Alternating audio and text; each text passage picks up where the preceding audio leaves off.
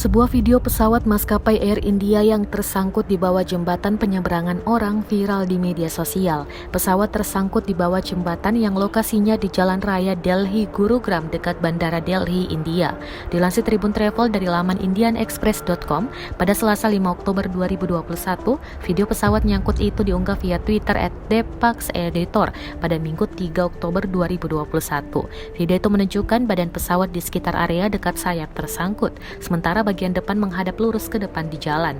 Sejak diunggah, video tersebut telah ditonton lebih dari 26.000 kali. Banyak netizen yang membuat candaan dari video tak biasa itu. Seiring video semakin viral, pihak maskapai Air India pun memberikan penjelasan.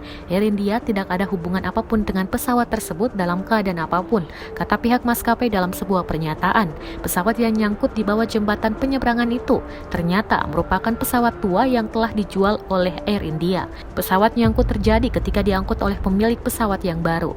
Diketahui tak ada korban dalam peristiwa pesawat nyangkut ini.